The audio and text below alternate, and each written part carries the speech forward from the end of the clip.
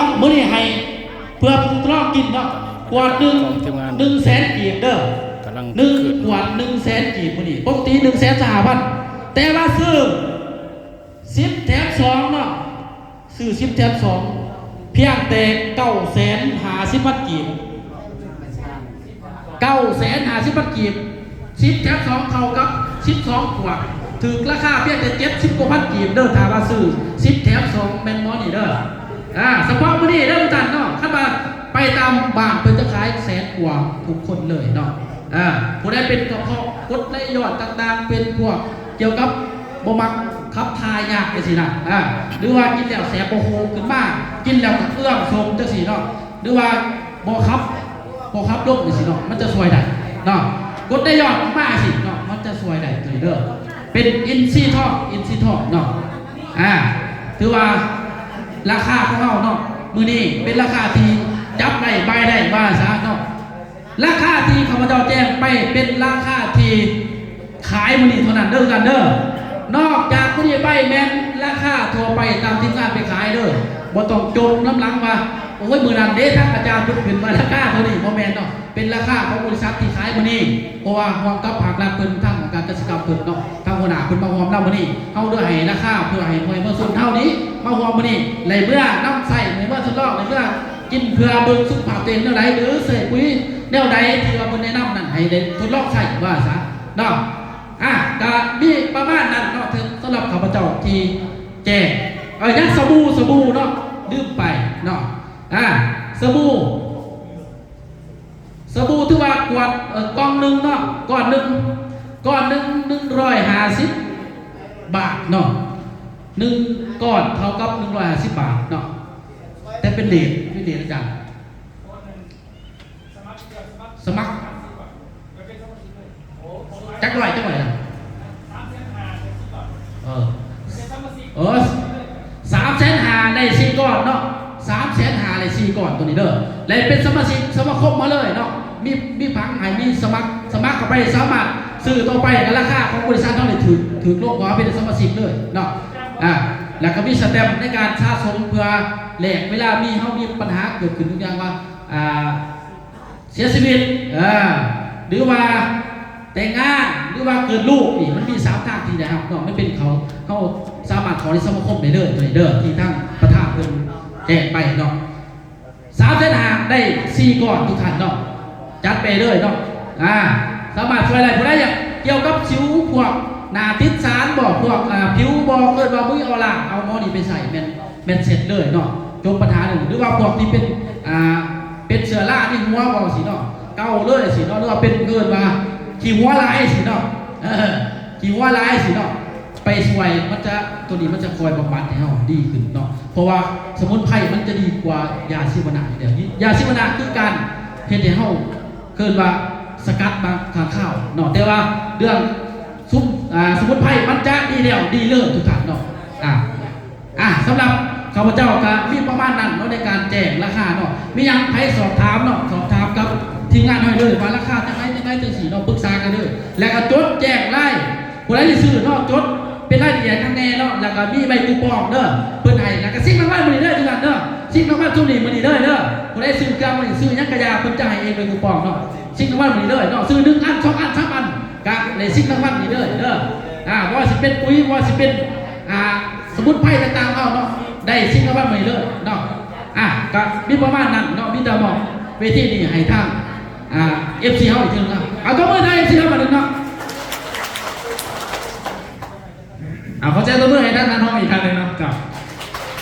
พนักงานกินกับรายการแจ้งราคาเนาะเกี่ยวกับโปรโมชั่นต่างๆเนาะสำหรับผู้ใดที่สร้างจองเนาะหรือว่าซื้อคุยมือนี่แบรนด์พิเศษเนาะจะมีการดุลรางวัลโจรางวัลเนาะถึงซื้อไพ่เอาไปเลยของยังไงพวกนี้ยังไงพวกนี่เป็นของไซน่านะครับเป็นกาแฟเนาะกาแฟตัวสีดำนี่เป็นกาแฟทานทรายดิทานทรายมันเนี่ยเพื่อนก็เริ่มนับเนาะแห้งๆเลยตัวนี้เนาะโปรโมชั่นต่างๆผู้ไร้ซื้ออื่นนี่บ่ได้เด้อ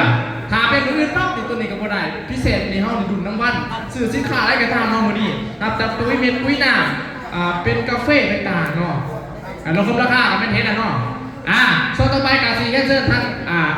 ห้องผู้อำนวยการของบริษัทพัสดุล่ามาเพิ่นขึ้นมาแจกรับคนมาค่าด้วยว่าเกี่ยวกับสินค้าเตือนอีกเอาเขาจะทุกเลยทั้งอาจารย์ธนานันท์เยี่ยมร่ำเนาะ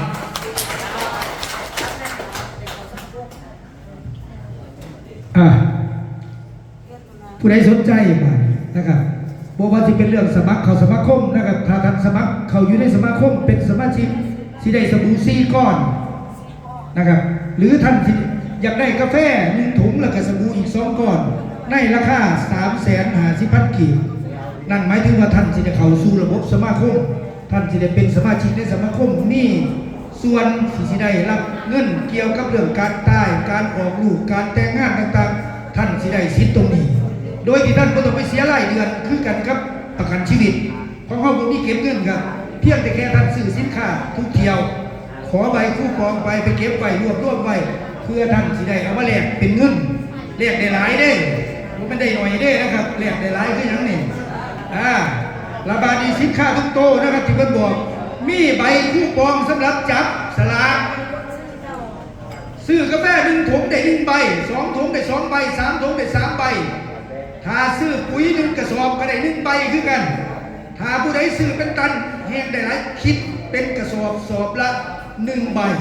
ซื้อหลายยิ่งได้ใบจับสลากหลายแล้วท่านที่มีโอกาสได้รางวัลพวกนี้กลับเมื่อให้เวลาซื้อสินค้าจัก10 นาทีผู้ใดอยากได้ซื้อสินค้าได้เวลา10 นาทีเดี๋ยวเฮาสิมีการจับสลากแล้วก็มื้อนี้จะเฝ้าเมื่อเด้เฮาสิแจกปุ๋ยท่านอีกผู้ละกระสอบเมื่อเอาอยู่บ่เอาหรือบ่เอาปุ๋ยเฮาสิแจกปุ๋ยแค่แต่ผู้ละกระสอบแต่ว่ากับกระสอบบ่ใหญ่ปานใดดอกกระสอบซ้ำบ่ใส่ได้ประมาณจักใส่กาแฟได้ก็สิประมาณจัก3 ต้น 4 ต้นนี่แหละเดี๋ยวเฮาสิแจกให้เด้อบ่ว่าท่านสิซื้อสินค้าหยังก็ซั่นท่านสิได้ใบจับฉลากจับรางวัลเด้อ1 ใบเขียนชื่อนามสกุลแล้วก็บ้านที่เจ้าของมาซื้อบ้านนำเอามาย่อนใส่ตู้เฮาสิมีตู้สำหรับใส่ใบรางวัลแล้วเฮาสิจับในเวลาท่านปรึกษาครอบครัวปรึกษาว่าท่านสิซื้อหยังป้ายมานี่เวลาเปิดเพลงเพราะจะเพลงเนี่ยจ้ะใครอยากซื้อตัวไหนไปเลยครับซื้อได้เลยไปซื้อเอาราคาได้ใบคูปองมาแล้วมาเขียนซื้อเด้อเขียนซื้อแล้วก็เอามาย่อนเดี๋ยวเขาสิจับรางวัลสินค้ามันนี่รางวัลมีเต้าหวยไปที่ซื้อสินค้าไปตัวนั้นเด้อไปตัวนั้นครับไปที่ซื้อสินค้าตัวไหนใครอยากซื้อหลายก็จะเป็นนักธุรกิจถ้าท่านอยากเป็นนักธุรกิจซื้อปุ๋ย15 ตันซื้อกาแฟเป็นแฟรนไชส์ท่านจะได้เป็นนักธุรกิจนะครับจะได้เป็นนักธุรกิจไปอยากซื้อยังซื้อได้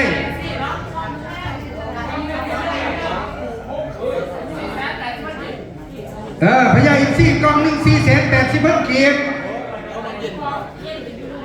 ได้คูปองอีก1 ใบจับสลากไปถามนั่นเลยครับอยากได้ยังไปถามมันโลดถามที่เคาน์เตอร์เลยอยากได้ยังผู้ใด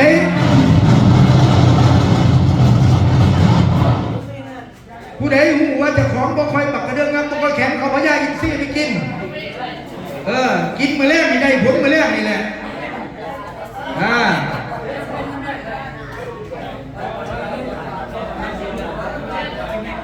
ตัวนี้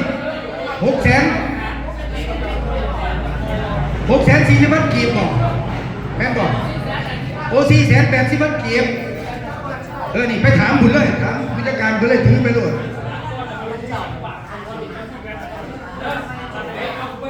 เฉพาะมือนี่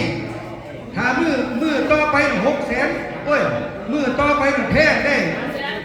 500,000 500,000ไปถ้าท่านไปซื้อมือหน้านั่งเลยนั่ง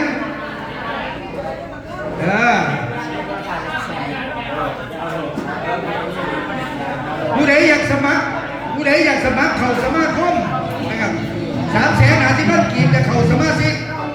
และสามารถเข้า15 ท่านไปกินเลี้ยงวันที่11วัน สิบ้า